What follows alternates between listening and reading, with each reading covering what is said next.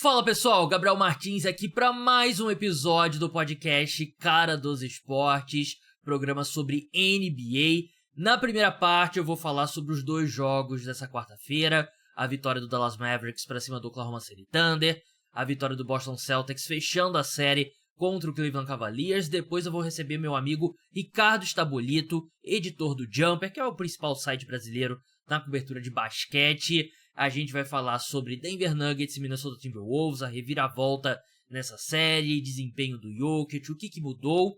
Vamos falar de Knicks e Pacers também, e vamos falar sobre o futuro de LeBron e Bronny James. O Bronny participou do Combine, que é um evento com testes para os jogadores, testes físicos, testes técnicos. Muita coisa saiu de lá, não só sobre o desempenho do Bronny, mas também o futuro, se é que o futuro dos dois é no mesmo time. Muita coisa interessante que a gente debateu. Não deixe de escutar, não deixe de se inscrever no podcast Cara dos Esportes, deixa 5 estrelas se você estiver no Spotify, deixa comentário, like, se inscreve no canal se você estiver no YouTube. Dados os recados, passada a pauta do programa, vamos entrar nos jogos dessa quarta-feira. Vamos começar pelo segundo jogo, a vitória do Dallas Mavericks para cima do Oklahoma City Thunder. Eu estou gravando, na verdade, na madrugada de quarta para quinta, então acabou de acabar o jogo. Os Mavericks venceram por 104-92, abriram 3-2. Tem match point, jogo 6 é em Dallas, então eles vão poder fechar a série em casa. É um ponto muito positivo para Dallas, e até pensando na sequência dos playoffs, caso eles avancem, é que eu achei que foi o melhor que o Luka Doncic pareceu fisicamente em algum tempo. Ele teve 31 pontos, 10 rebotes e 11 assistências, e na teoria o Thunder tem opções ali para marcar o Luka. Nenhuma delas funcionou muito bem. Ele fez o que quis com o Lu Dort, num jogo que não teve uma grande atuação de outros jogadores do time do Dallas Mavericks, né? O Derrick Jones Jr. foi o segundo maior pontuador com 19 pontos, o que te diz tudo, né? Porque o Derrick Jones Jr., você não espera que ele vai ter um desempenho forte ofensivo. Ele tem feito um trabalho defensivo bem...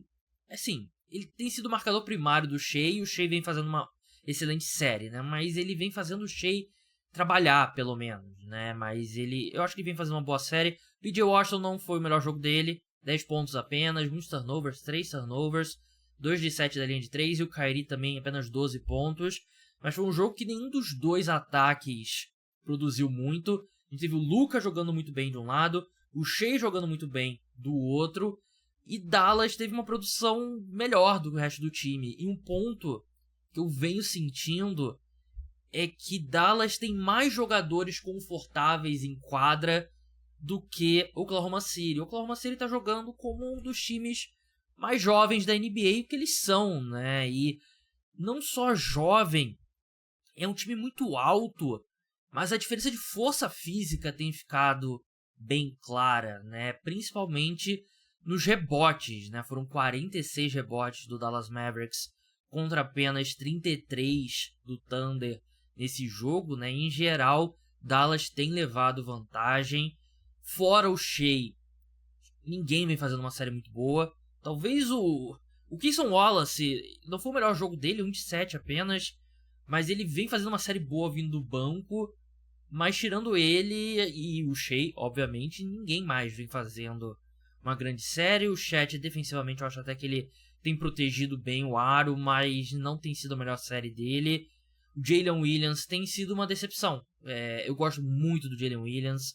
Ele tem um futuro brilhante. Eu já fiz esse ponto no podcast e repito. Ele é muito comparado a caras como o Jaylen Brown, Paul George. E ele, no segundo ano, é um jogador que está acima desses caras no segundo ano deles, né? Então ele está mais à frente na carreira. Só que ele está jogando como um cara que está no segundo ano dele na NBA, né? Não tem feito uma boa série. E é um problema, porque ele é a segunda opção ofensiva desse time. E fica tudo nas costas do Shai. O Shai vem fazendo... O Shai é o único cara que não parece com medo, né? Não parece... Parece confortável. Medo talvez não seja a palavra correta, né? Mas que parece confortável em quadra, né? Ele fez 30 pontos, fez 29 no jogo 1, depois 30 pontos em todos os outros jogos. O aproveitamento não tem sido fantástico como eu falei, eu sinto que o Derrick Jones tem feito ele trabalhar, mas ele consegue a produção, só que ninguém mais aparece, né? E do lado de Dallas, eu acho que se o Luka tivesse 100% saudável, essa série já teria acabado. Provavelmente. É bom acrescentar o provavelmente, né? Mas eu sinto que Dallas é um time mais experiente, apesar de essa versão desse time não ser experiente junto, mas junta, né? No caso, porque essa versão, né? A versão junta, então. Kyrie Irving, muito experiente. O Luka, ele é jovem ainda, né? O Luka tem 25 anos, mas ele é um cara muito experiente, né? Um cara que disputou, foi campeão na Europa e tal, disputou pelo torneio de seleção, enfim. É um time mais experiente do que de Oklahoma City, né? E eu sinto que falta muita coisa para Oklahoma City, além de experiência, falta um pouco mais de bife, algo que a gente falou ao longo da temporada regular, por isso que eu falei tanto sobre ter sido uma decepção eles não terem ido atrás de um pivô, né? Supostamente eles tinham interesse no Daniel Gafford, que tá agora no Dallas Mavericks, mas não concretizaram a troca.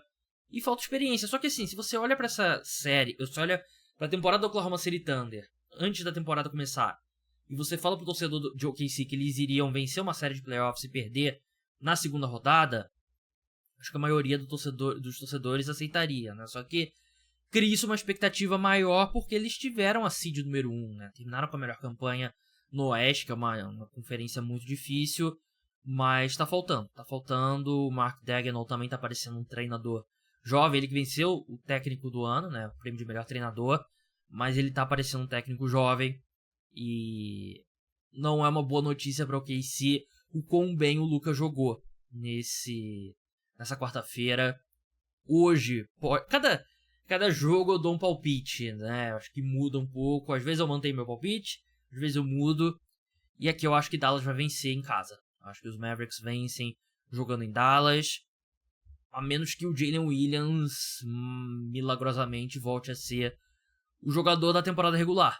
Que ele não vem sendo nessa série. Eu até achei que contra o Pelicans ele jogou melhor, né? Teve ali 4 jogos de pelo menos 20 pontos e boa defesa, principalmente contra o Brandon Ingram, quando ele marcava, né? Que a maioria das vezes era o Lu Dort.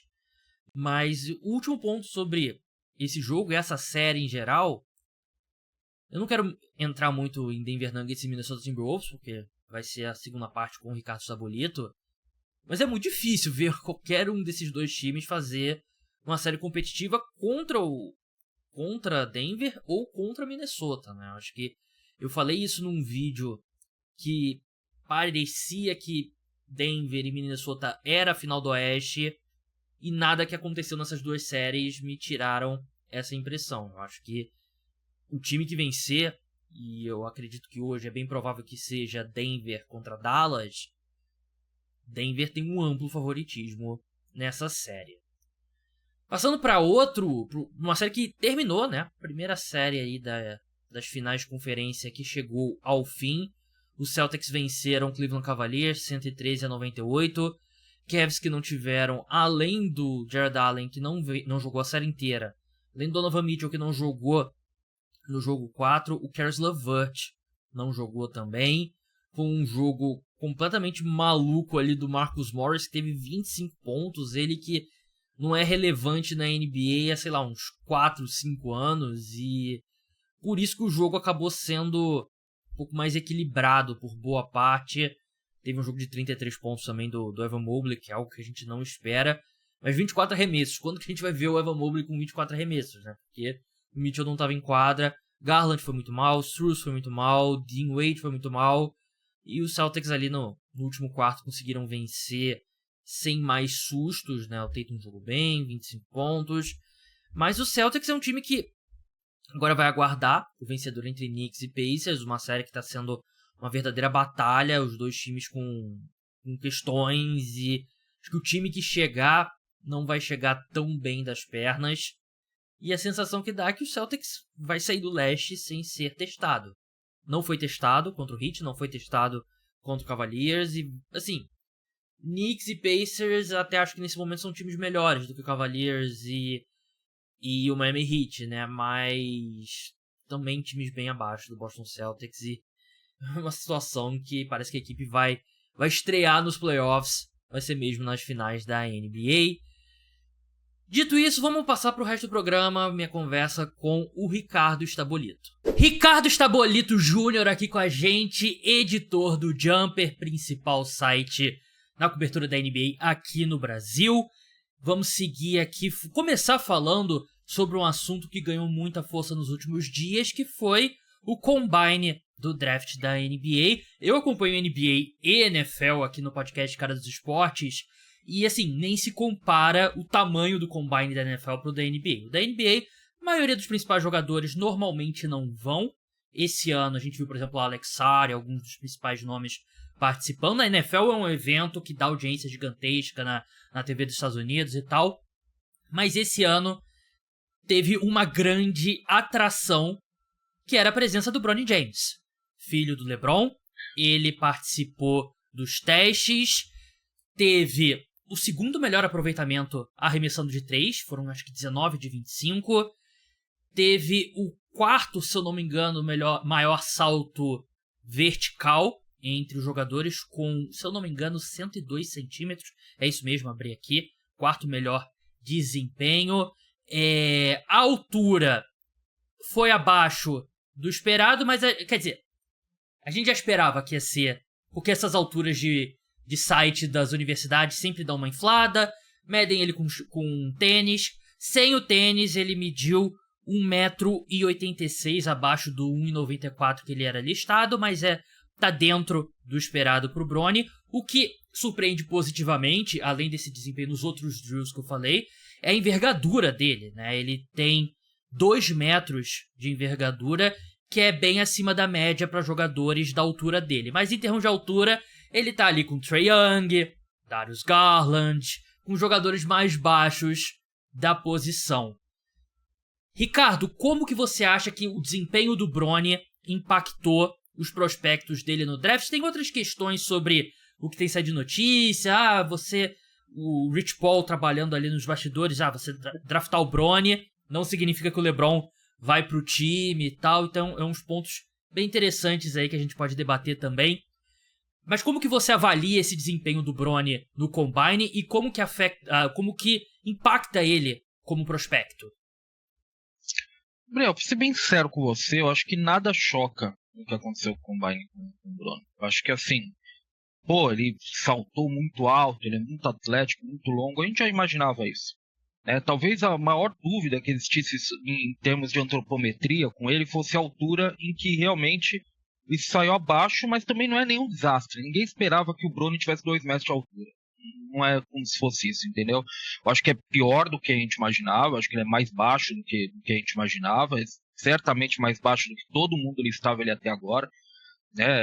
Como você disse aí, pegando a medida americana de pés, né? A maioria de quem estava mais próximo dele esperava que ele fosse medir ali com um tênis algo próximo de 6,4, ele não é nem 6,3, digamos, ele é 6, 6,1. Falando em pés, né? Isso, ele é 6,1 e com um tênis, com um belíssimo tênis, ele chega a 6,2,5 ali e tal. Só que assim, ninguém esperava que ele fosse um gigante também, que ele tivesse 2 metros. Então assim, é uma medida ruim, mas também é algo que não está fora da realidade. Não é um cenário ruim, mas não é nada desastroso para ele, porque a gente já imaginava que fosse isso. O arremesso de 3 é um plus, só que aí você vai pro jogo de fato em que ele participou, né, o 5 contra 5, e nenhum arremesso de 3 dele caiu, então assim, você tem que relativizar um pouco, né? Aliás, eu acho que todos os treinamentos e até o jogo, eu acho que tudo no Combine da NBA tem que ser extremamente relativizado, a não ser na tupometria, porque antropometria é antropometria, o quanto você mede é quanto você mede, não tem negociação em relação a isso. Tua envergadura é tua envergadura, né? O quanto você salta é o quanto você salta. Mas os treinos são muito diferente de situação de jogo, embora tentem emular, é muito diferente de situação de jogo. E o próprio jogo também é muito complicado, Gabriel, porque todo mundo quer fazer o seu ali no jogo, né? Então é como se você tivesse 9 adversários em quadra, na verdade, né? Assim, lógico, você tem 4 que estão jogando com você, mas todo mundo está jogando com todo mundo ali, querendo aparecer mais. Então, acho que, no geral, não é como se fosse... Não muda muito quem sabe sobre o Bronny James. Não muda muito a perspectiva do Bronny James de ser draftado. Acho que talvez o que eu acho que vai impactar um pouquinho a altura, eu acho que vai impactar um pouquinho para alguns, no negativo. No positivo, eu acho que a esperança de que ele pode ser o melhor chutador que ele mostrou até agora, mas não muda, inclusive, a temporada dele. E não muda o principal, Gabriel. Não muda que é um garoto de 19 anos que já teve um colapso em quadra e teve que fazer uma cirurgia cardíaca. Isso é muito sério. Isso é muito sério. Se eu fosse vou ser bem sério com você. Se eu fosse um time ou um recrutador, eu não estaria nem discutindo o Bronny James nesse momento. Porque isso é um problema muito sério. Um problema muito, muito grave. Ele foi liberado tanto para participar da temporada quanto para os testes da NBA. Ele está bem, né? Ele está bem, digamos. Ele está bem.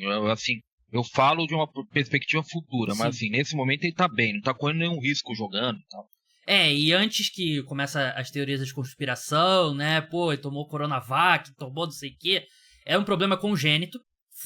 Foi divulgado, ele tinha um problema congênito que se manifestou, que fez ele ter. Então, não é nenhum chip implantado através da Johnson & Johnson, ou seja qual for. Até lembrar esse negócio de nome de vacina, eu fico tipo aqueles gifs do Vietnã, né? Dando aqueles estresse pós-traumático. Mas, enfim, eu concordo com o que você disse. Acho que nada... O único que dá pra dizer que realmente foi positivo, assim, que um pouco maior do que eu esperava, é a envergadura dele. E eu acho que o cara da altura dele tem uma envergadura maior, porque muitas vezes, como ele é projetado como um defensor, né? Ele é a melhor versão do Bronny, ignorando o sobrenome, é um guard que defende bem a posição 1 e a posição 2, né? A altura, a gente já sabia que ia ser difícil pra ele contra alguns dos shooting guards mais altos da liga, tipo um Devin Booker da vida. Teria uma vantagem física bem grande em relação ao Bronny. Anthony Edwards também, caras desse nível, assim, não nível, né, que são 2 dos melhores shooting guards da NBA, mas caras mais altos, né, de mais pra perto de 2 metros de altura, vai ser muito difícil pro Bronny segurar as pontas, até porque ele é projetado como um combo guard, né? Que é aquele guard que ele não é um armador puro, né? Ele joga na posição 1, joga na posição 2, só que ele não tem tamanho para defender a posição 2, apesar da envergadura dele ajudar um pouco. A questão do arremesso, eu acho que principalmente no colégio ele apresentou um arremesso que foi melhorando ao longo dos anos, né? E eu, sinceramente, acho que essa última temporada você joga toda ela no lixo, e o time era horrível, o técnico saiu depois da temporada, era uma baita de uma bagunça, e você pega o que você viu dele no colégio. E não é no colégio, você sempre vai poder botar, não, ele é porque era o filho do LeBron. Mas ele foi McDonald's All-American, né, que é a seleção dos melhores jogadores do high school. Ele foi convocado para a seleção de base, ele era um prospecto 4 estrelas, se eu não me engano, então ele não era... Ele, como prospecto antes do basquete universitário, era um baita prospecto, né? Porque eu acho que o pessoal vai muito também no oposto e tenta tirar o Bronny. Pô, ele não deveria nem ter recebido uma bolsa de estudo pra jogar basquete universitário. Não é isso. E a gente já viu muitos exemplos de caras que eram baitas prospectos no colégio e são péssimos no basquete universitário e acabam chegando na NBA mesmo assim, né? Um exemplo num patamar completamente diferente é o Emoni Bates, né? O Emoni Bates era, tipo, número 1 da classe dele, teve uma passagem muito conturbada pelo basquete universitário por conta de decisões erradas dele mesmo, né? Foi pro time que ia jogar com aquela bagunça lá de Memphis, aí depois foi pro time do pai e tal, não sei o quê. Encontrou o caminho dele, chegou na NBA. O Bronny não é esse tipo de impacto, fisicamente ele não é. Mas, assim, eu acho que mais importante que tudo isso, Ricardo, é esse trabalho de bastidores que a Clutch tá fazendo, né? O Bronny é representado pelo Rich Paul, que é o cara principal da Clutch, que é o cara que representa o LeBron, é uma das agências mais poderosas, diria que é a segunda mais poderosa na NBA, atrás da CAA, né, que também tem muitos outros grandes jogadores, mas que a CAA também tem braços em outras áreas e tal, a Clutch é mais focada no basquete. Mas enfim, o Rich Paul é uma das pessoas mais poderosas na NBA. A Clutch basicamente é do LeBron, né? O pessoal diz que oficialmente ele não pode ser o dono de uma agência de representar jogadores, mas na prática ele é um dos donos da agência. Mas foi todo um trabalho de bastidores que chega ao ponto que o Shams Charania, que também é agenciado pela Clutch, que é, cara, um repórter ser agenciado por um cara que é bizarro, é muito bizarro. Mas enfim, noticiou que o Bronny vai ficar com o nome dele no draft, né? Que ele tinha até o início de junho pra definir. E aí o próximo passo dessa conversa. Tanto o LeBron, quanto o Rich Paul, quanto o Bronny estão batendo muito na tecla de que LeBron não tem como prioridade jogar com o filho. E o Bronny falou a mesma coisa na entrevista coletiva ontem.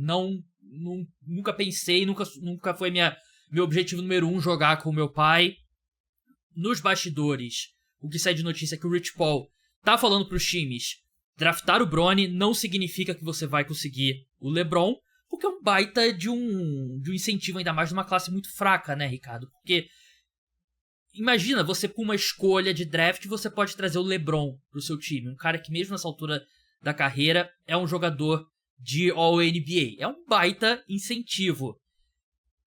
Como que você vê essa história? Eu tenho meu palpite. Eu tenho uma leitura assim de uma pessoa que acompanha a NBA há muito tempo.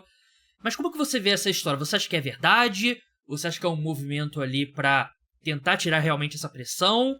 Ou você acha que é um movimento pra colocar o Bronny na direção dos Lakers? Primeiro, é um trabalho... Eu diria que é um trabalho bem feito no geral, porque a gente está aqui discutindo o Bronny James, que é um cara que, se não... Vou ser bem sincero com você também, Gabriel. Se não fosse pelo sobrenome, provavelmente a gente está falando de jogador que a gente estaria aqui falando claramente tem que voltar para o segundo ano para a faculdade, não há discussão sobre isso, tá ali no Combine para fazer uma graça, mas claramente vai voltar e vai jogar mais uma temporada na universidade. Não é o caso. Então a gente passou o ano inteiro, na verdade, discutindo o Bronny James. Então, e estamos aqui falando dele. Então é um trabalho bem feito. Toda a vinculação em relação ao LeBron claramente foi para colocar ele no mapa, é para transformar num nome, para transformar numa pauta. Parece muito claro que o Hornets selecionando o Bronny e o LeBron não ia ir para Charlotte, por exemplo. Me parece muito claro isso.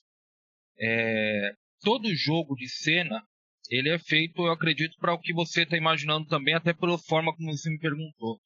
É tudo feito para que agora você dissipe os concorrentes e você tenha um caminho para ir para o Lakers. É muito mais fácil, eu acho que hoje, o Bronny forçar uma troca se ele não for selecionado para o Lakers, do que o LeBron ir para o time que o Bronny vai jogar. Que é um sonho do LeBron, eu acho que é muito claro que é, porque ele fala há anos sobre isso. Então, assim, o que ele não vai fazer é mudar toda a carreira dele, toda a direção da carreira dele para isso. Ele não vai fazer loucuras para isso. Afinal, ele é um homem de negócios quando ele pisa na quadra de basquete. Né? Ele é um pai fora do basquete e tal, né? Que é algo maior do que ser jogador de basquete, mas dentro da quadra de basquete ele tem que pensar como um homem de negócio. Até porque ele é uma marca por si só.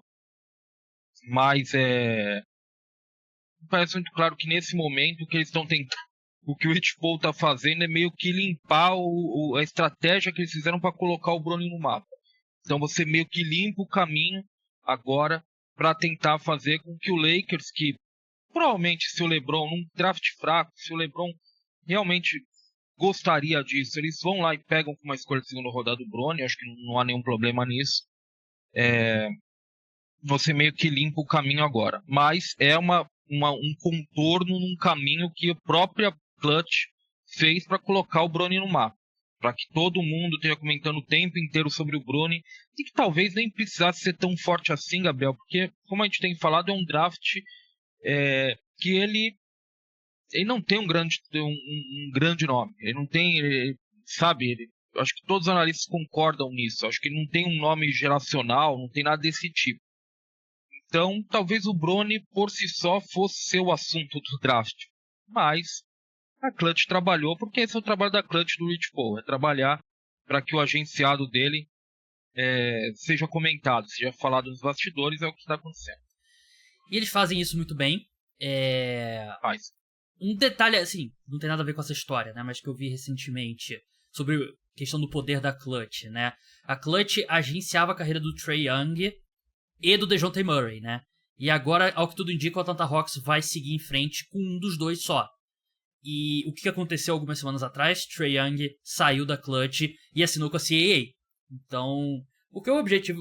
Que elimina esse conflito de interesses, né? O Rich Paul, como é que ele vai defender? Não, eu quero que o meu cliente fique aqui, eu quero que o meu cliente fique aqui e tal, e um influencia o outro. É só mais uma anedota aí sobre o poder da Clutch, mas eu tava olhando aqui, tava confirmando, tem uma decisão que eu acho que vai impactar muito isso, é quando o Pelicans decidir se vai ficar com a escolha de 2024 do Lakers ou vai optar pela de 2025, né? No formato que foi feita a troca, o Pelicans pode escolher receber essa escolha já em 2024 ou empurrar para 2025, que eu acho que seria a decisão inteligente empurrar para 2025. Esse ano é a escolha número 17. Se por um acaso eles decidirem que não, o Lakers só tem a escolha número 55, né? Que é já na reta final da segunda rodada. E aí que eu acredito que entra esse trabalho da Clutch, porque escolha 55 é bem tarde. E aí um time, por exemplo, um Cleveland Cavaliers, que eu acho que o LeBron também tava bem... O fato dele ter ido no jogo recentemente é pra colocar alguma pressão no Lakers.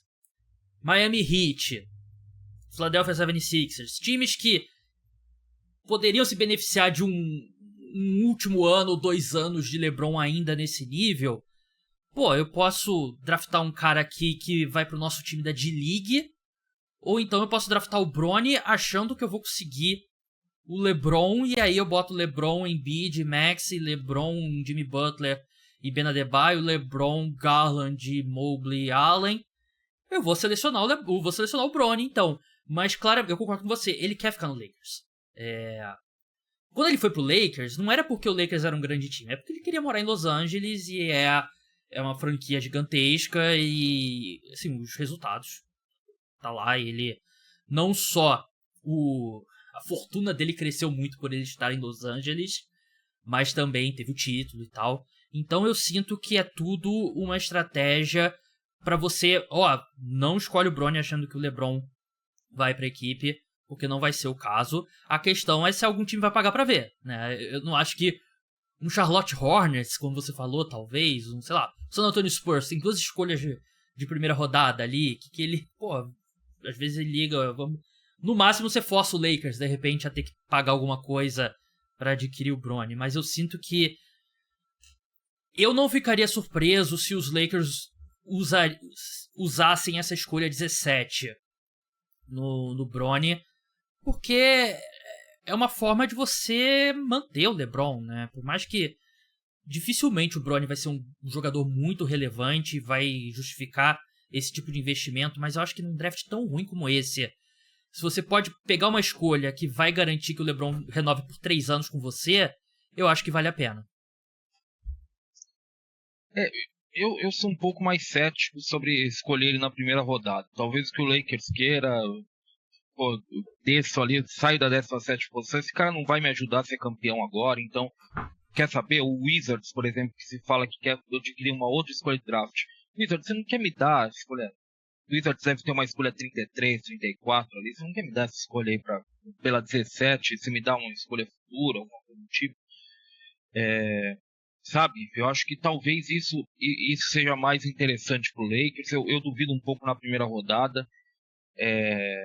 Mas nunca se sabe, Gabriel. A gente já viu algumas escolhas de draft bem curiosas. Inclusive, a gente teve um jogador que está nos playoffs hoje, pode ser eventualmente campeão da NBA, que é o Peyton Watson no Nuggets, que foi um jogador que teve média de 3, 4 pontos na faculdade e foi escolhido na primeira rodada do draft. Então, assim, já vimos loucuras desse tipo. Se alguém realmente confia no Bronny James, pode ser o caso. Pode ser o caso de escolher. Sabe, qual é o nível de risco quando você pesa no final da primeira rodada o Bronny James e o 7º melhor prospecto europeu do draft. Não sei, eu acho que o risco é muito grande. Quando eu digo o prospecto europeu, aqui pode ser que eu estou diminuindo, mas não, é porque quando você pega o pacote prospecto europeu, você diz, tem que trazer o cara de outro país, tem que pagar multa rescisória para liberar ele, tem a adaptação dele aos Estados Unidos, tem o fato de que vários jogadores europeus escolhidos nos últimos anos sequer vieram para a NBA, porque simplesmente ganham mais na Europa, ou preferem jogar na Europa, preferem jogar perto de casa. Então, tudo isso se pesa quando você escolhe um jogador europeu, não só a qualidade dele. E então, 28ª escolha do draft, por exemplo, o Gabriel, sabe? O Lakers desceu ali para 28ª, pô, o Bronny tá ali, vamos lá, né?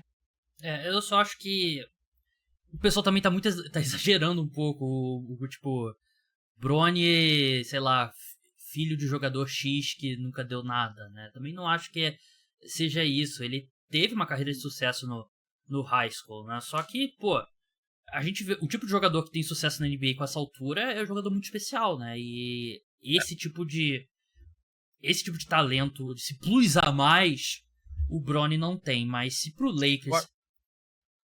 Eu acho que assim, Gabriel, se a gente fosse pegar comparação de caras que eu vi com essas características, com esse estilo de jogo, um exemplo positivo e um negativo, eu lembraria para você o Avery Bradley. Avery Bradley, por exemplo, era um jogador que era um ótimo defensor, mas o arremesso era bastante suspeito, era baixo para a posição, o ideal era que ele marcasse armadores. Ele jogou bem na NBA, mas o simples fato de ele não ter arremesso tirou ele da NBA. Ele nunca teve uma passagem horrorosa pela NBA, mas simplesmente não é difícil. Uhum. E você teve ontem, por exemplo, que foi titular pelo Knicks, o Miles McBride, o Deuce, né? Deuce McBride, que é também um jogador o Anuzortio. Semelhante, sabe? É semelhante ao Bronny, a altura, característica de jogo, tudo. E é um cara que tá dando certo, teve que esperar um tanto o tempo dele, teve que esperar um tanto as oportunidades dele, mas que é um jogador hoje aproveitável no Knicks. E eu acho que é isso que a gente tem que esperar do Bronny James. Um jogador aproveitável, talvez nunca um jogador que esteja 100% em um elenco, sabe? Moeda de troca, especialmente depois da aposentadoria do LeBron, né? Deus sabe quando, em que ele vai se tornar um jogador mais comum, entre aspas. Mas eu acho que essa é a projeção ideal, a realista para a carreira do Bronny James. Verdade. O problema é que a expectativa ele sempre vai receber muito atenção, né? E eu lembro, por exemplo, acho que uma boa comparação. Eu lembro que o Gui Santos, essa temporada, quando ele subiu, teve alguns jogos legais com Warriors e tal, porque tava todo mundo machucado no time do Warriors. Aí volta alguns jogadores e aí o Gui Santos é mandado de volta pra D-League. E aqui no Brasil o pessoal, pô, como é possível você manda o Gui Santos pra D-League de volta e tal? É porque o pessoal não acompanha esse tipo de jogadores, né? Isso é muito comum, o cara fica subindo, descendo o tempo todo e tal. E aí vai ser um efeito parecido com o Bronny, né? Que de repente ele vai ser dispensado em algum momento, vai ficar um tempo na D-League, vai jogar um minuto ali, depois não vai jogar 10 jogos consecutivos. E o pessoal vai ficar todo mundo falando porque é o Bronny. Enquanto tem um monte de jogador da NBA na mesma situação e porque não fala, porque não tem o sobrenome James, né? Então vai ser uma história bem interessante, vai receber... Eu acho que outro ponto também pra gente encerrar é...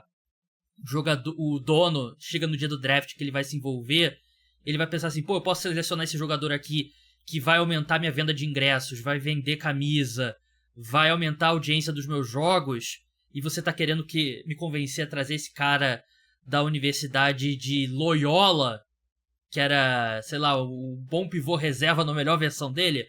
Pô, vai tomar no cu, né? Vamos selecionar o Bronny, né? Eu acho que isso pode acontecer também. Esse era um ponto que eu ia falar antes de você finalizar. O Adrian Wojnarowski da ESPN falou anteontem, eu acredito, né? Há times que acreditam que selecionar o Bronny James é uma estratégia para vender o time da D-League deles.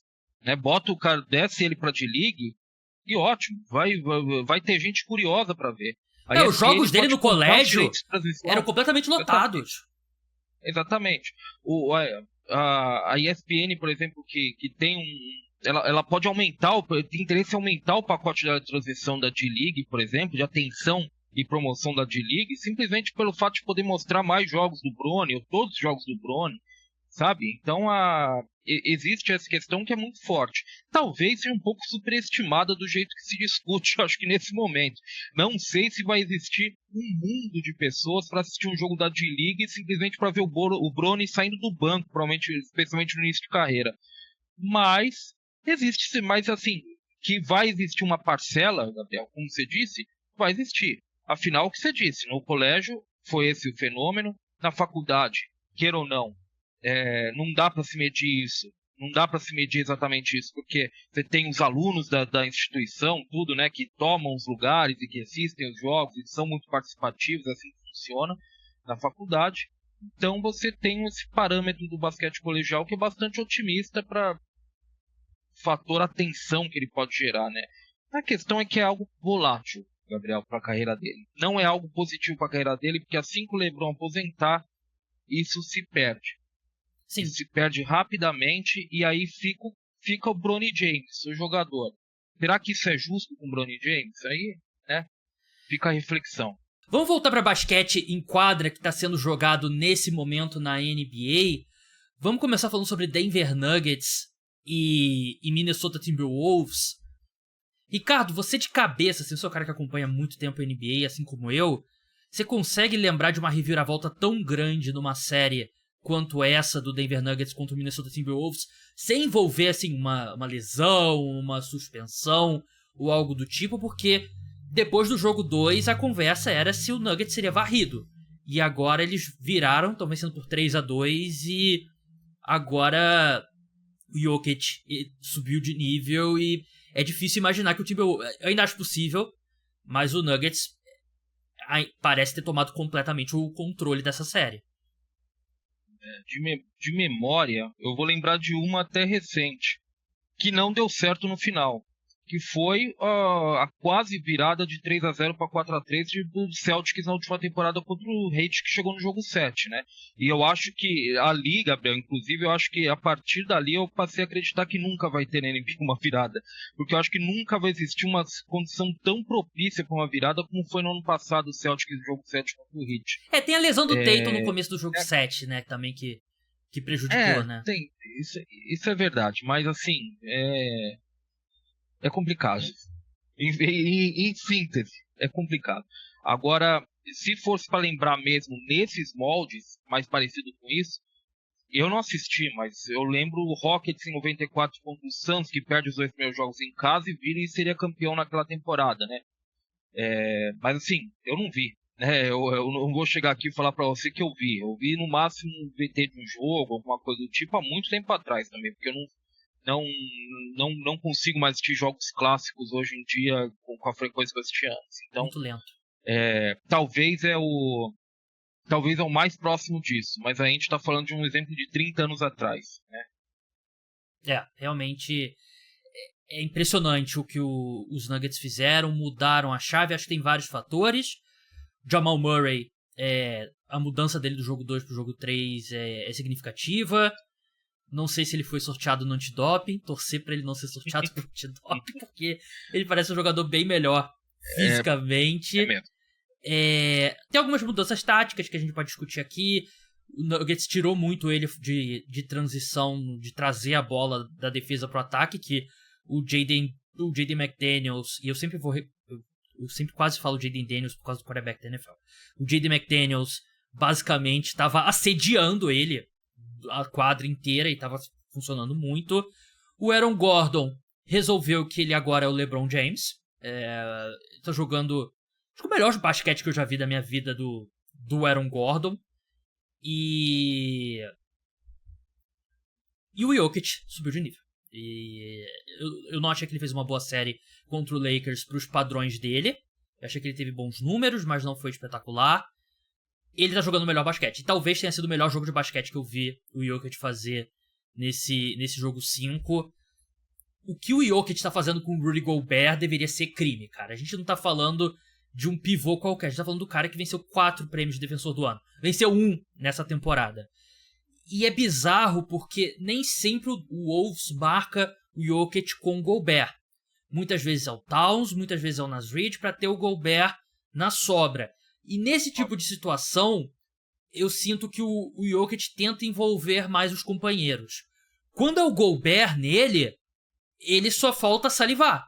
Porque ele sabe que ele tem uma vantagem contra o Gobert, sabe que não vai ter outro jogador do garrafão ali esperando ele, e ele passa por cima do Gobert do jeito que ele quiser, seja usando a força, seja usando o toque, seja usando movimento de pernas. Cara, é muito bizarro ver um cara que é um dos melhores defensores de perímetro da história da NBA. Eu sempre falo isso e as pessoas ficam irritadas comigo, mas o cara tem 4 defensores do ano. Tem três jogadores que tem 4 prêmios de defensor do ano. Ele, Dikembe Mutombo e Ben Wallace. O que o Jokic tá fazendo com ele nessa série é bizarro. Não é inacreditável porque a gente já viu acontecer antes, mas é muito bizarro. Eu acho que a mudança na série passa exatamente por isso. O Denver tem um jeito muito específico de jogar, até porque o Gobert é o distribuidor de jogo e tal. Então eles tiveram que mudar alguma coisa no jogo. E até tentaram isso no jogo 2. No jogo 2. O problema do jogo 2 é muito simples, Gabriel. Nada deu certo pro Denver. Denver perdeu a cabeça. E o jogo 2 assim, mesmo que tivesse esses caras aí em quadro, no jeito que eles estão jogando agora, depois do jogo 5, acho que você coloca num dia como aquele, perdendo a cabeça como perderam, e eles não ganham aquele jogo. Então acho que o jogo 2 é algo para ser analisado à parte. Assim como talvez a atuação do Jokic ontem talvez seja para ser colocada à parte também, porque não é que o Gobert foi destruído por ele. Você coloca o Hakeem Olajuwon, provavelmente ele seria destruído por ele também. Então, porque é esse nível, né? O Jokic é mais do que o Jokic jogar bem. Parecia que tudo que ele jogava para cima, ou tudo que ele tentava, toda a finta que ele fazia, por mais que fosse bem coberta, não ia, sabe? Ele ia achar um jeito. Então é complicado. E olha o que eu acho que passa, a mudança da série passa um pouco por você colocar o Gobert para jogar. Então você envolver o Gobert. Esse é o grande ponto. Porque você tem 2 pontos positivos quando você envolve o Gobert. Né? O primeiro, você tira a proteção de garrafão do Timberwolves, e o segundo, você, por incrível que pareça, é um defensor aparentemente mais efetivo do que o Gobert contra o Jokic. Sim. E você troca os defensores dele e coloca ele mesmo por si só numa condição melhor para atacar também, o Jokic também numa condição melhor para atacar. Então acho que passa um pouco por isso, fazendo uma coisa que o Denver não faz durante a temporada. Pick and roll invertido de Jokic com Aaron Gordon, por exemplo, para ter a troca, e você ter a troca com o Gobert, que é uma coisa que tentou no jogo 2, não deu muito certo, até porque o Gobert não estava lá, também não jogou o jogo 2, né? Mas que é uma coisa que que o Nuggets não faz. Nuggets não faz isso, realmente. O Nuggets teve que olhar e falar, a gente vai ter que começar a fazer isso para ver se a gente consegue encontrar o caminho aqui. Eu acho que passa muito por isso e passa por outras questões intangíveis que você já bateu. Assim, comparar os caras do jogo 2 com o jogo 5 é brincadeira, né? Assim, o nível técnico do queira ou não, o jogo 3 acendeu uma faísca nos caras. Porque o Jamal Murray tá jogando muito melhor, o próprio Jokic tá jogando muito melhor, o Aaron Gordon, como você disse, né? Quando você falou que ele tá jogando, tá parecendo o LeBron, tá jogando o melhor basquete que eu vi, sei que você ia falar o LeBron jogar. Sei que você já ia comparar o meu melhor LeBron com o melhor Aaron Gordon. Mas você tem essa melhora técnica que é muito evidente em relação aos 2 primeiros jogos. Tem outras questões também, né, Gabriel? Assim, os 2 primeiros jogos eles foram arbitrados de uma forma que Minnesota pôde implantar a defesa que eles queriam. E transformou o jogo na guerra física que eles queriam no jogo 1 e no jogo 2. E até por isso no jogo 2 o Denver perdeu a cabeça. No jogo 3 em diante eu acho que amenizou um pouco, embora tenha saído de Denver a série ido para Minnesota, eu acho que amenizou um pouco nesse sentido da arbitragem. Eu acho que a arbitragem está pitando mais e sabe, são vários desses intangíveis que vão se acumulando para que crie-se, né, uma reviravolta desse tipo. Porque assim, Gabriel, melhora técnica por si só não vai sozinha mudar um cenário como a gente viu depois do jogo 2. E tem ajuste, não existe ajuste mágico. Não existe ajuste mágico que do jogo 2 pro jogo 3 fosse mudar desse jeito a série. É tudo. É um combo muito grande de coisas que tem que combinar para ter uma mudança desse tipo.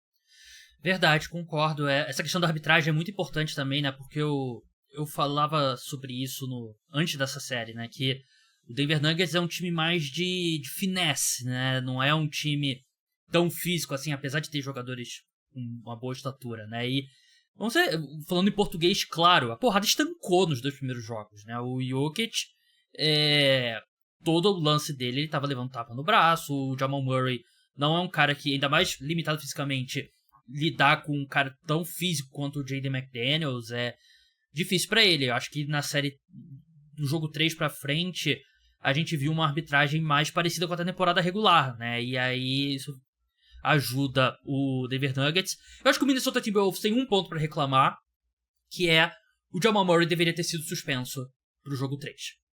Foi um absurdo ele não ter sido... Assim, pro entretenimento, beleza. Porque se ele é suspenso pro jogo 3, cara, talvez a gente estivesse falando de uma varrida mesmo aqui nesse momento. Porque é muito difícil acreditar que sem ele o Nuggets teria vencido. Mas eu acho que é algo que, se de fato o Denver passar, é algo que a gente vai ouvir daqui dos próximos anos, né? E vai ser uma reclamação justa, né? Porque o jogador não pode pegar um negócio e tacar na quadra, né? É um absurdo, né? Mas enfim, é a situação que a gente tá agora. Um ponto importante sobre o Anthony Edwards. Você esperar que ele, com 22 anos, vai fazer o que ele fez na primeira rodada e agora todo jogo, é uma expectativa irreal. Eu nem tenho visto tanto esse discurso, mas se os Nuggets passarem em 6, e vai ter um impulso de críticas ao Anthony Edwards, que ele não jogou bem, tanto no jogo 4 quanto no... Quer dizer, o jogo 4 ele jogou bem, o jogo 5 que ele não... Não, ou foi o jogo 3 que ele teve 40 pontos? Foi o jogo 3, acho que foi o jogo 3, né? Foi o jogo 3. Mas ele é um cara que, com 22 anos, você não espera que uma jovem superestrela vai carregar um time como o Minnesota Timberwolves. Eu acho que é mais uma questão de que o cruzamento acabou ferrando eles, né? E a gente falava isso. O Nuggets perde um jogo inútil pro San Antonio Spurs na penúltima partida da temporada regular. Eles deixam de ser a seed 1 pra seed 3. O Wembanyama decidiu que ia destruir o jogo, destruiu o segundo tempo, e o Nuggets tem a seed 3 ao invés da seed 1, e eles acabam no caminho do Minnesota Timberwolves, né? E na NBA, às vezes, é simples assim, às vezes, né, Ricardo? Às vezes a diferença de ir para finais da NBA ou cair na segunda rodada dos playoffs é um negócio desse. Tem muito disso. Aliás, tem muito disso também para o lado Sim. bom, né? A gente teve o Draymond Green aí falando sobre o Knicks, que é um acaso. Eu não vou falar isso, que é um acaso, mas os exemplos que ele deu são bons. Por exemplo, Atlanta, naquele ano, que há uns 3 anos atrás, quando chegou numa final de conferência também, né? Foi encaixando. Os encontros foram dando certo e Atlanta chegou. Sabe? Você não pode questionar, não era pra Atlanta estar aí. Não, ele ganhou as séries e está lá. Mas é um grande um chaveamento muito positivo para ele, que também proporcionou ele chegar lá. Então, existe isso. Lógico que existe. Agora tem uma outra questão também, né, Gabriel? Assim, especialmente no jogo 5, o jogo de ontem, né, que a gente está trabalhando.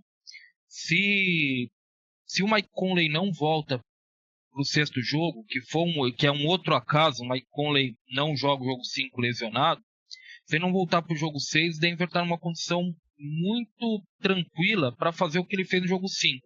Tira a bola da mão do Anthony Edwards. É qualquer um com a bola na mão, menos o Anthony Edwards. E eles fizeram isso. Eles pressionaram o Anthony Edwards, tiraram a bola da mão dele, e já que o Mike Conley não tá lá, né, legal. Vou desafiar o Kyle Anderson, vou desafiar o Jaden McDaniels a criar contra mim, vou desafiar o Rudy Gobert a tirar alguma coisa da cartola, sabe? É um outro acaso que proporciona muita facilidade também pro Denver em um momento bem crítico da série, né? E essas coisas acontecem, sabe, Gabriel? Na verdade, a NBA, assim como qualquer esporte dos Estados Unidos, que tem muitos jogos geralmente, ou como a NFL, que é muito tiro curto, na verdade é o total contrário, é muito tiro curto, né? O acaso, ele trabalha contra ou a favor de você. É assim mesmo. Último ponto sobre essa série. e a gente até estava conversando sobre ele antes da gente começar a gravar o podcast. O Karl Anthony Towns talvez seja a estrela mais burra que eu já vi na NBA em quadra. Eu não sei como ele é como pessoa, não é um ataque à inteligência dele, ao QI dele como ser humano, mas em questão de QI de basquete, é assustador como o Karl Anthony Towns é um jogador burro de basquete. Teve um lance, que eu não lembro agora qual jogador de Denver cavou uma falta de ataque. O Towns teve uns 3 dias úteis pra ver que o jogador tinha plantado os pés lá e parou no caminho dele, e ele mesmo assim comete a falta. Ele, todo momento, ele entra em problema de falta porque umas faltas mais idiotas que você já viu na sua vida, né? E ele nunca consegue encontrar um ritmo ofensivo. Ele é um cara que é talentoso ofensivamente, mas não consegue e toma decisões erradas em quadra. Ele fez uma temporada regular muito boa até ele se machucar, né? Ele se machucou na reta final da temporada regular. Mas parte do Nuggets ter voltado nessa série é porque lá no jogo 3, o Anthony Edwards teve um jogo fenomenal e o Towns não foi pra partida. E o Towns, ofensivamente, defensivamente, concordo plenamente com você. Eu acho que ele faz um trabalho muito bom no Jokic. Mas ofensivamente ele tá muito longe do que ele deveria ser e não tem outra explicação que não seja falta de inteligência. Ele tá sendo até bem marcado pelo Michael Porter Jr., mas é o Michael Porter Jr., né? Não é, sei lá, Shane Battier no auge, né? Não é o Kawhi dos Spurs, né? É o Michael Porter Jr. E pra mim passa muito pelo QI baixíssimo de basquete que o Towns tem. Eu acho que quando você trabalha com espaço reduzido em quadro, em qualquer esporte, em quadro, em campo, as decisões suas são, digamos assim, maximizadas. Uma decisão errada, ela é um desastre, uma decisão certa, ela é uma grande solução. Eu acho que isso é o que passa o Karl Anthony Towns desde a troca do Gobert. Diminuiu muito a quadra para ele, digamos assim, espaço de quadra para ele, porque ele é um cara que basicamente hoje, com o Gobert vai ter que ficar lá dentro no ataque e na defesa, então ele vai ter menos alternativas de onde atuar, digamos assim, ou ele simplesmente fica espaçando a quadra, parado na linha de 3, o que é um grande desperdício para um jogador do talento dele. E por isso, acho que por essa limitação natural que é imposta ao jogo dele, decisões boas que não são o principal dele são muito boas, decisões ruins, que são o que geralmente acontece com ele. Ele não é um jogador brilhante, nunca foi, isso a gente sempre apontou. Elas ficam maximizadas, elas, sabe, a gente percebe mais, elas ficam mais assintosas em quadro. Então é um pouco isso, eu acho, que a gente está vendo com o Anthony Towns. Para encerrar, eu gostaria de ver mais o Naz Reid em quadra.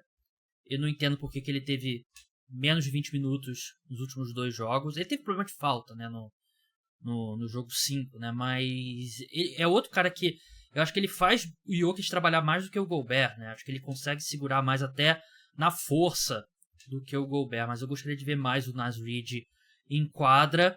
E acho que a situação do Mike Conley, como o Ricardo falou, é importantíssima, né, ter um outro criador secundário, porque não dá para ser o Kyle Anderson, né, em pleno 2024. O Nico Alexander-Walker, grande defensor, acabou se tornando um excelente jogador pro Minnesota Timberwolves. Não é o jogo dele. E não tem outro cara que o Minnesota Timberwolves possa fazer isso. Cara, eu acho que o Nuggets passa. Eu acho que o Nuggets passa em 6 jogos. Eu acho que o Jokic desvendou esse time do Timberwolves. E eu acho que eles não vão deixar a série voltar para Denver. Eu acho que eles fecham em Minnesota. E qual que é o seu palpite? Eu vou ser dentro do possível do contra. Eu vou dar um voto de confiança para Minnesota e vou falar que Denver vence em 7. Mas, assim como lá depois do jogo 2, eu acho que nesse momento, se analisar, a lógica diz Denver em 6. Verdade. Vamos falar um pouquinho de Knicks e Pacers. Guerra, né? Verdade. Guerra. Esse é guerra. Você é um cara de notícias, Ricardo. Você é um jornalista sério. Eu queria saber se já tem alguma notícia sobre o paradeiro do Tyrese Haliburton. Já foi encontrado? Já apareceu? Porque eu fiquei preocupado ontem ele ter sumido assim, não ter aparecido pro jogo. O Haliburton, é engraçado, eu tava vendo o Richard Jefferson falando sobre isso hoje. O Haliburton, ele tem uma questão que, assim, talvez seja mais fácil para ele desvendar isso na temporada regular, em ritmo, fazendo um jogo aqui, outro lá, contra um adversário totalmente diferente. Talvez numa mesma série seja um pouco mais difícil para ele processar isso sendo tão jovem. Mas ele, embora ele seja um passador incrível e um ótimo arremessador, ele ainda não sabe equilibrar, talvez, direitinho o momento em que ele tem que ser mais agressivo e o momento em que ele tem que envolver mais os companheiros. Eu acho que isso a gente está vendo muito claro nessa série. Eu acho, sabe? Eu acho que, claro, os jogos em que o jogo pede um Tyrese Haliburton mais agressivo e você vê um cara que pelo estilo de jogo dele, pela forma como ele decide jogar, tentando envolver mais os companheiros, ele passa a clara impressão que ele está sendo passivo. Você olha o box score, né? Você vê um cara como ele terminar com 9 arremessos tentados.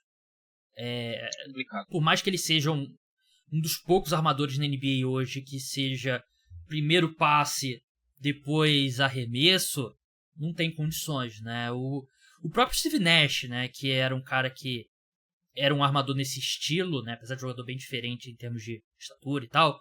Era um cara que, por 3/4, ele colocava o passe na frente do arremesso e quando era necessário no último quarto ele chamava mais a responsabilidade. Chris Paul, do auge dele, era assim, né? E eu concordo, o Tyrese Haliburton parece que não encontra e tem um agravante dele ser um 0 defensivamente, né?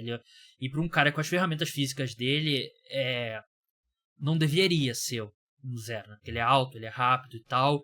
Mas assim, imagina o fã casual de basquete que começou a ver agora na segunda rodada dos playoffs, tá assistindo Knicks e Pacers, e você fala, tá vendo aquele cara ali que tá fazendo 40 pontos por jogo? O Jalen Brunson, que é o baixinho ali, o canhoto, que é o primeiro jogador desde o LeBron até acho que 4 ou 5 jogos de 40 pontos no mesmo playoffs. 5 jogos. Tá vendo esse cara?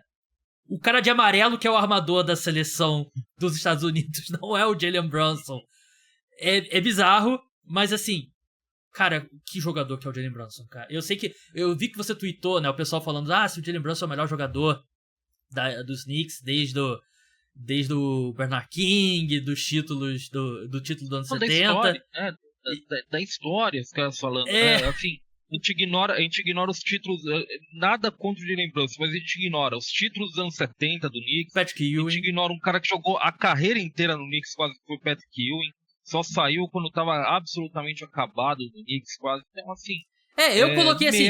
Menos ao céu, mas também a gente, aqui na Terra é impressionante, né? Eu achei que eu tava sendo. Digamos assim, Gabriel, ele não é o melhor, ele não é o maior Knick de todos os tempos, mas talvez ele seja o maior jogador vivo nesse momento, né? Sim, eu tenho uns 10 dias que eu tuitei se ele já tinha passado o Carmelo, se ele já era o melhor Knick desde o Patrick Ewing. Que eu achei que já poderia ser polêmico, né? Mas aí você vê o nível da discussão, não, pô, o Jalen Brunson, maior nova-iorquino que já viveu, né? A maior pessoa que morou na cidade de Nova York. Mas, cara, eu já falei isso aqui várias vezes e repito, eu nunca imaginei que o Jalen Brunson tinha esse nível pra chegar no jogo dele, porque ele é o melhor closer hoje nos playoffs, né? O cara que no último... De todos os caras que estão nos playoffs, quando o jogo tá ali 4, 5 minutos pro fim, acho que é o que eu mais confio que vai conseguir fazer uma cesta. Ele tem... é da nossa altura quase o Jalen Brunson, né? E é inacreditável. E essa personalidade do time dos Knicks, com o pessoal de Vila Nova e o Tibbs colocando todo mundo pra jogar 48 minutos. Agora, não tem opção que não seja todo mundo jogar 45 minutos, porque todo mundo se machucou. Mas eu achei que foi uma... Eu detesto essa palavra, mas eu achei que foi uma grande exibição de resiliência dos Knicks nesse último jogo. A equipe jogar como jogou contra os Pacers numa série que parecia que o Pacers tinha controlado depois que o OG Anunoby se machucou. Na Pra quem tá verdade, assistindo no YouTube, acho você que tava fazendo isso aqui pra mim, com a mão, ou era alguma mosquito? Não. É um mosquito. É. Infelizmente, um mosquito aqui tá me incomodando. Desculpa. Enfim, o que eu ia falar. Sim. Acho que a grande pergunta, Gabriel, até passando pelo que você disse, a grande pergunta que a gente tinha pra esse jogo 5 é: sobrou alguma coisa nesse tanque do Knicks? Porque o Knicks, no jogo 4, parecia acabado. Sim. Parecia assim, um time que estava esgotado. E aí, a gente viu uma coisa que a gente vê na temporada regular, geralmente. Assim, quando você joga jogos dia sim, dia não, dia sim, dia não, tem um dia que o corpo não responde. Tem um dia ali a cada 2 semanas, assim, que é complicado, cara, que é difícil. E eu acho que o Knicks passou por isso e meio que deu o fato de jogar em casa, especialmente, deu uma respirada. Uhum. Eles deram um grande exemplo de vitalidade, porque eles dominaram o jogo não só do ponto de vista físico, mas do ponto de vista técnico, mas físico também, né? Ganhou por 53-29 rebotes, fez 24 pontos a mais no garrafão do que o Pacers. Foi uma prova de resistência física, de fato, né? E jogando com essa rotação de 7 jogadores, que é basicamente o que eles têm hoje, né? Sobraram 7 para jogar. E eu acho que essa era a grande questão. Agora, a grande pergunta é: isso é sustentável ou é o último respiro ali do o cara que dá aquela melhorada, né, no hospital antes de morrer, né? Sabe? A gente nunca sabe sobre isso, especialmente contra um time como o Pacers, que corre muito. Se você der muita chance para ele, vai correr muito, vai colocar muita pressão em transição sobre você. É uma questão válida. Mas eu fiquei com a impressão ontem, Gabriel, que esse Knicks ainda tem gás. Talvez seja ruim porque eles vão chegar bem esgotados contra o Celtics, que é o grande adversário que eles teriam, de fato, né? E aí, mais um possível teste para o Celtics não é um teste, no fim das contas. Mas eu fiquei com a impressão que ainda tem mais gás ali. Acho que a última... Eu saí de ontem pensando que ali é mais uma prova de gás mesmo, de fôlego, do que o último suspiro antes de ir tudo para o espaço. Eu acho que a forma como o jogo 4 aconteceu, né, que foi uma lavada cedo do Pacers, né, aí você vê o trio, né, o Jalen Brunson, Josh Hart e DiVincenzo, todos ficaram abaixo dos 30 minutos, né, e acabou que foi um respiro que eles precisavam muito, né. O próximo jogo agora dessa série, se eu não me engano, é sexta-feira? Não. O próximo jogo dessa série é dia 17. Acho que é sábado. Sábado. Eu acho que é sábado. É um intervalo muito bom. Que é bom pro Knicks, exatamente. Que é bom pro Knicks, que é um intervalo de um dia a mais, que geralmente é. Até agora sempre foi dia sim, dia não, se eu não me engano. Sim. Esse é um intervalo que ajuda o Knicks. Essa pausa extra de um dia, cara, muito boa pros Knicks. Bota o Jalen Brunson ali naquelas câmaras, aquela que imita o rarefeito, né, pra aumentar a hemoglobina no sangue, né. Bota ele direto, 48 horas lá e... Tipo aquela Dragon Ball Z, né, que é o Goku naquele tanque com água. Bota o Jalen Brunson numa dessa, porque... O Lobby recuperar também, que tá por dias aí de recuperar. Às vezes esse um dia é a diferença entre jogar o jogo 6 ou não jogar. Sim, né? porque ter ele é uma diferença muito grande, até pra marcar o Siakam. Mas eu gosto... esse time do Knicks é muito legal de assistir, né? Porque é um time muito esforçado e tal. E o último ponto que eu acho que ele acaba sendo... Ele não foi pra Vila Nova, né? Então ele não é tão falado. Eu gosto muito do Hartenstein. Eu gostava muito dele no Clippers. Eu achava que ele era até muito qualificado para ser o reserva do Zubat. Quando os Knicks contrataram ele, eu achei que foi uma excelente contratação. Mas ele acabou atrás do Mitchell Robinson. Que está atrás do Mitchell Robinson significa que você vai jogar muito, porque o Mitchell Robinson se machuca muito. Mas ele tá sendo... Falta. Exatamente. Caminhão de falta. Problema de falta também. Mas essa versão do Hartenstein, beleza, 17 rebotes, eu conseguiria ver o Hartenstein ter um jogo desse. Mas o número de assistências que ele vem tendo e a quantidade de posse de bola que ele mantém viva com tapinha e tal, eu acho ele um excelente pivô. Eu acho que o cara ali que ganha entre 15 e 20 milhões, você não vai ter um Jokic, não vai ter um Embiid, não vai ter um Anthony Davis, eu acho que o Hartenstein, ou Hartenstein, não sei, é o pivô perfeito que você deveria querer ter no seu time da NBA. eu acho que o Tom Thibodeau vai oferecer para cortar parte do salário dele para tentar manter o Hartenstein, que eu acho que vai ser muito difícil o Knicks manter. Mas eu acho que o Thibodeau faria isso. Acho que se eu chegasse para ele e falasse, a gente vai tirar 1 milhão por ano do seu contrato, a gente vai conseguir manter o Hartenstein com esse 1 milhão. E aí, aceita? Eu acho que ele aceita. Porque é um pivô que talvez à primeira vista não fosse, mas ele está se revelando um pivô que combina muito bem o que o Thibodeau pensa de basquete, que é uma visão muito específica de basquete, que basquete é esforço, é briga, né? É muito voluntariado geralmente para menos talento. Ele é um cara que acredita nisso pela forma como joga, pela forma como monta os seus times, o Thibodeau. E a NBA atual, que pede um pivô que seja um pouquinho mais leve, um pouquinho mais móvel, onde rebote é muito importante sim, mas pouca gente dá valor. Eu acho que esse é um grande problema da NBA atual. Eu acho que quem dá valor a rebote no jogo atual está muito na frente dos outros. E eu acho que são pouquíssimos times como o Thunder que conseguem ser muito bem sucedidos, sendo times que não são, que realmente o rebote não é um ponto forte. Mas são muito poucos times que funcionam dessa forma. E eu acho que ele combina um pouco essas duas ideias, que são bem antagônicas. Que o Thibodeau pensa de basquete e o que a NBA atual está apontando, que é para esse jogador muito mais versátil do que essa ideia um pouco mais fechadona, meio quadradona de basquete que o Thibodeau tem. Agora, tem mais uma coisa também, Gabriel, que esse time do Knicks me lembra um pouco os Sixers do Iverson, que foi para a final da NBA. No sentido de que é muito operário em torno de um jogador que claramente vive um momento espetacular, né, um criador espetacular para si, mais para si até do que para os outros, mas um criador espetacular. Ele me dá um pouco essa vibe. Aqui ele chegou na final da NBA, né? Eu não acho que isso vai chegar, mas eu acho que é muito parecido. Eu acho que dentro do que a NBA propõe naquela época e hoje, eu acho que eles são muito parecidos. Esse time de operários, um time brigador em torno de um cara um pontuador que vive um momento assim fora de qualquer possibilidade que a gente pensasse. Concordo. Siga o Ricardo Estabolito no @EstabolitoJumper, com S, não tem E antes. Siga o Jumper lá no @JumperBrasil. Melhor cobertura do basquete, não só NBA, mas todo tipo de basquete. Ricardo, muito obrigado pela sua participação. Trazei aí o aniversário que você vai mais tarde, mas muito obrigado e até a próxima. Tá tranquilo, eu que agradeço sempre o convite. É por sua conta e risco, todo mundo já sabe. Então, você que escolheu esse destino. A off-season da NBA tá chegando aí pra gente falar sobre filmes e os outros assuntos que a gente gosta tanto de conversar também. Fizemos já podcast sobre Top Gun Maverick. Importante. Eu comecei a assistir agora essa semana Barriga de Aluguel no Globoplay. Novela do Glória Pérez, escreveu 243 capítulos de Barriga de Aluguel.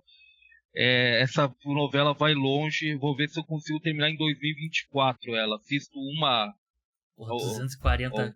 Eu assisto um capítulo no almoço, enquanto eu como, um capítulo à noite, depois que minha namorada vai dormir. Se 2 por dia, eu termino em meio ano.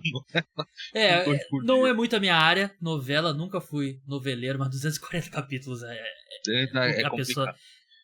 Por ela não tava. Eu expliquei pra minha namorada o que estava acontecendo no capítulo 9, ela falou, mas meu Deus, como que isso vai se resolver? Eu falei, é por isso que tem 243 capítulos, porque vai demorar bastante para resolver toda essa bagunça. Essa é a boa da Globo com o Globoplay, né? Porque eles têm um arquivo sem fim para colocar conteúdo lá, né? Porque você vê esses streamings novos, lembra que o Disney Plus até hoje ainda é um pouco assim, Disney Plus não tem tanta coisa assim pra você assistir, né? A Globoplay, eles têm o quê? 60 anos de muito conteúdo que a Globo produziu. Mas, enfim, muito obrigado, Ricardo. Eu gostaria de continuar nesse assunto, mas, pra ser bem sincero, eu tenho que encerrar o podcast porque eu tenho que ir no banheiro desesperado aqui. Mas valeu, muito obrigado, ouvinte. Podcast volta na madrugada de domingo pra segunda. Até a próxima. Tchau!